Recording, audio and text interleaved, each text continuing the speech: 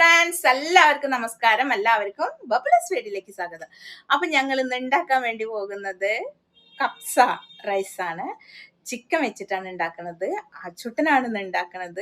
അപ്പൊ നാട്ടിൽ നിന്ന് ഞാൻ പോയി വരുമ്പോൾ കപ്സയുടെ മസാല കൊടുക്കുന്നുണ്ടായിരുന്നു. അത് വെച്ചിട്ടാണ് ഇന്ന് ഉണ്ടാക്കുന്നത്. അപ്പൊ അത് കണ്ടപ്പോൾ അവൻ അത് റീഡ് ചെയ്തിട്ട് ഞാൻ തന്നെ ഉണ്ടാക്കി നോക്കാം മമ്മി എന്ന് പറഞ്ഞു. കുറച്ചൊന്ന് ഹെൽപ്പ് ചെയ്താൽ മതി എന്ന് പറഞ്ഞു. അപ്പൊ ആയിക്കോട്ടെ.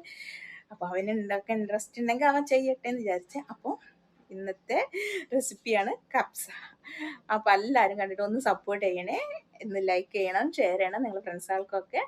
പിന്നെ എൻ്റെ ചാനലൊന്ന് സബ്സ്ക്രൈബ് ചെയ്യണം. ഇത് വെച്ചിട്ടുണ്ട്. അതിലേക്ക് കുറച്ച് ഒലിവ് ഓയിലാണ് ഒഴിച്ചു കൊടുക്കാൻ വേണ്ടി പോണത് കേട്ടോ. അപ്പം ഞാൻ 3 സവാള എടുത്തിട്ടുണ്ട്. 2 സവാള ചെറുങ്ങനെ കൊത്തി അരിഞ്ഞെടുത്ത് വെച്ചിട്ടുണ്ട്. പിന്നെ കുറച്ച് ഫ്രൈ ആക്കാൻ എടുത്ത് വെച്ചിട്ടുണ്ട്. പിന്നെ മല്ലിച്ചപ്പ് എടുത്ത് വെച്ചിട്ടുണ്ട്. അരി വെള്ളത്തിലെടുത്ത് വെച്ചിട്ടുണ്ട്. ചിക്കൻ കഴുകി റെഡിയാക്കി വെച്ചിട്ടുണ്ട്. ഇത് കറിക്ക് ഞാൻ പറഞ്ഞല്ലേ, കറിക്ക് വേണ്ടി എടുത്തതാണ് അത്. അതുകൊണ്ട് ചെറിയ ചെറിയ പീസുകളായിട്ട്. പിന്നെ കപ്സ മസാല ഇവിടെ എടുത്തിട്ടുണ്ട്. പിന്നെ ടൊമാറ്റോ സോസും വേണം. ഇത്രയും ഇൻഗ്രീഡിയൻറ്റ്. പിന്നെ ഫ്രൈ ചെയ്യാൻ വേണ്ടിയിട്ട് നമ്മുടെ കിസ്മിസും കാജുവും വേണം. അങ്ങനെ ഒലിവ് ഓയിൽ ഒഴിച്ച് കൊടുത്തിട്ടുണ്ട്. അതിന് ശേഷം ഈ ഓയിലൊന്ന് ചൂടായതിന് ശേഷം കിസ്മിസ് ഇട്ടിട്ട് നന്നായിട്ട് ഫ്രൈ ചെയ്തെടുക്കുക. ഫ്രൈ ചെയ്തിട്ട് അതുപോലെ തന്നെ നമ്മുടെ മുന്തിരി ഫ്രൈ ചെയ്തെടുക്കുക, ഒനിയനും ഫ്രൈ ചെയ്തെടുക്കണം. അച്ഛന് ഇത്ര ഡീറ്റെയിൽ ആയി പറയാൻ പറ്റാത്തതുകൊണ്ട് കേട്ടോ മൂപ്പര് ഇതിന് വോയിസ് ഇടാത്ത.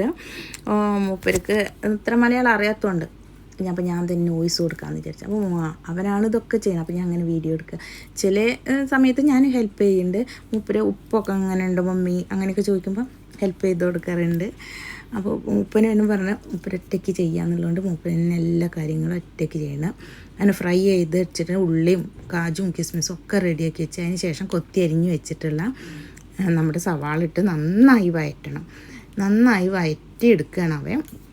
അതിനുശേഷം ടൊമാറ്റോ ഇട്ട് കൊടുക്കണം. ടൊമാറ്റോ നമ്മുടെ ഇങ്ങനെ പേസ്റ്റാക്കി, നല്ല പേസ്റ്റല്ല എന്നാൽ ചെറിയ ചെറിയ കഷ്ണങ്ങളായി ചോപ്പാക്കിയിട്ട് എടുത്തിട്ടുള്ളതും നമ്മുടെ ഈ ഒനിയനിലേക്ക് ഇട്ട് കൊടുത്തിട്ട് നന്നായിട്ട് മിക്സാക്കുക.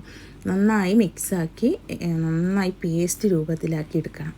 അപ്പോൾ അവ നന്നായി ഇളക്കി കൊടുത്തിട്ടുണ്ട്. നന്നായി ഇളക്കി യോജിപ്പിച്ച് എണ്ണ തെളിഞ്ഞ് വരുന്ന രീതിയിലാവുമ്പോഴാണ് നമ്മുടെ മസാലപ്പൊടി, കപ്സ മസാലപ്പൊടി ഇട്ട് കൊടുക്കുന്നത്. ഈസ്റ്റൻ്റെ കപ്സ മസാലപ്പൊടി ഇട്ട് കൊടുക്കുന്നത്. ഇട്ടിട്ട് നന്നായിട്ട് ഒന്ന് വഴറ്റിയെടുക്കണം. അതിൻ്റെ പച്ചമണം മാറുന്ന വരെ ഒന്ന് വഴറ്റിയെടുക്കണം കേട്ടോ. അതിന് ശേഷം വേണം ബാക്കിയുള്ള ഇൻഗ്രീഡിയൻസും കാര്യങ്ങളൊക്കെ ഇട്ട് കൊടുക്കാം. ഇത് നന്നായിട്ട് വഴറ്റിയെടുക്കുന്നുണ്ട്. നന്നായി മൂപ്പിക്കണം. തീ കുറച്ച് വെച്ചിട്ട് നന്നായിട്ട് ആ ചൂടിൽ കിടന്നിട്ട് നന്നായി മൂപ്പിച്ചെടുക്കണം. അതിന് ശേഷം നമ്മുടെ ടൊമാറ്റോ സോസ് ഒരു 2.5 സ്പൂണ് ഇട്ട് കൊടുക്കണം, ഒഴിച്ചു കൊടുക്കണം. ഒഴിച്ചു കൊടുത്തതിന് ശേഷം ചിക്കൻ ഇടുക.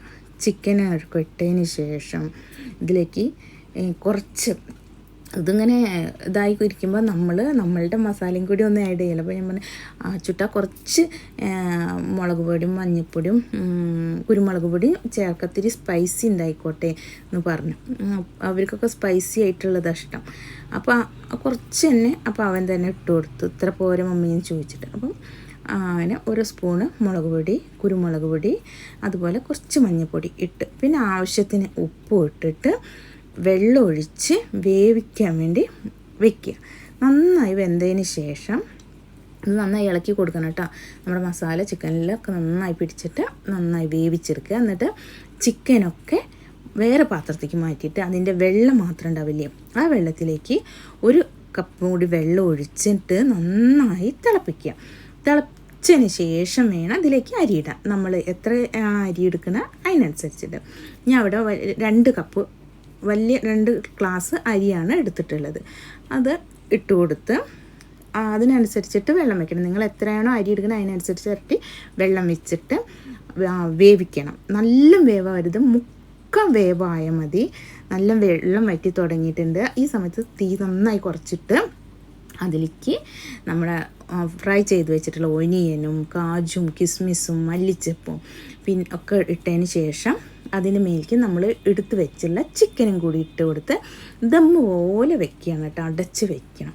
അപ്പോൾ അവൻ ഒക്കെ ഇട്ട് റെഡിയാക്കിയിട്ട് ഒന്ന് അമർത്തി കൊടുത്തിട്ട് അത് അവൻ്റെ ഒരു ഇതാണ്.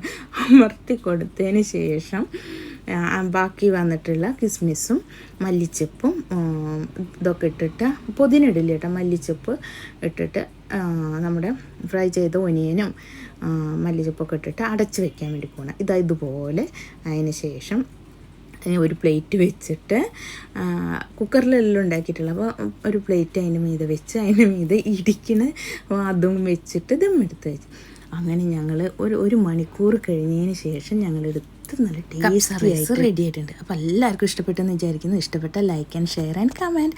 Love you all.